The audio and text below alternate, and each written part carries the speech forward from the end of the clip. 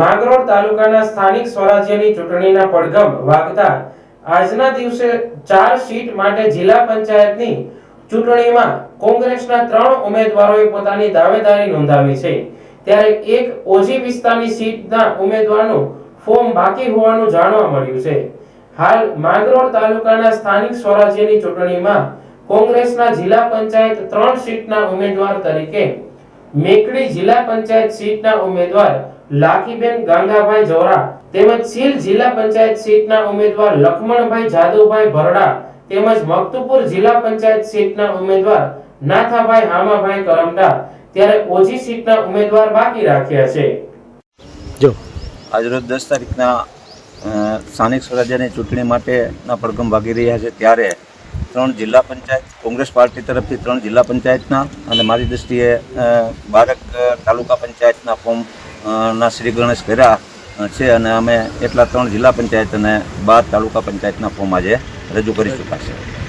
શું આગામી ચૂંટણીની શું રણનીતિ રહેશે? આગામી રણનીતિની વાત કરીએ તો પ્રજા ત્રાહિમામ છે, પ્રજા થાકી ગઈ છે। આ વખતે માહોલ એવો બન્યો છે કે પ્રજા કોંગ્રેસ તરફી વધારે જોગ છે, એટલે અમારી દ્રષ્ટિએ જિલ્લા પંચાયત અને તાલુકા પંચાયતમાં અમે સ્પષ્ટ બહુમતી પ્રાપ્ત કરી અને લોકોને અમારામાં વિશ્વાસ સંપાદન કર્યો છે। લોકો થાકી ગયા છે, એટલે અમને આ વખતે આશા અને અપેક્ષા છે કે અમે વધારેમાં વધારે અને મેક્સિમમ વધારેમાં વધારે સીટો આ વખતે તાલુકા જિલ્લા પંચાયતની અમે લાવશું।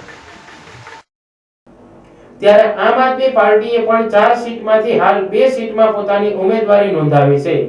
આમ આદમી પાર્ટીના નેતાઓ ડીજેના તાલે પોતાના કાર્યકર્તાઓ સાથે મામલતદાર કચેરીએ પહોંચ્યા હતા।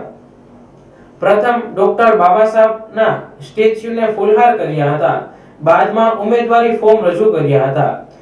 તેમ આમ આદમી પાર્ટી દ્વારા 2 સીટ પર ઉમેદવારી નોંધાવી છે, જેમાં મેકડી જિલ્લા પંચાયત સીટમાં દેવીબેન દેવાભાઈ વાઘ તેમજ ઓજી જિલ્લા પંચાયત સીટના ઉમેદવાર યુનુસ ઉમરભાઈ ભમ દ્વારા આમ આદમી પાર્ટીમાંથી ઉમેદવારી નોંધાવવામાં આવી છે। ત્યારે ભાજપ તરફથી જિલ્લા પંચાયત તેમજ તાલુકા પંચાયતના આજે એક પણ ઉમેદવારી ફોર્મ રજૂ થયા નથી।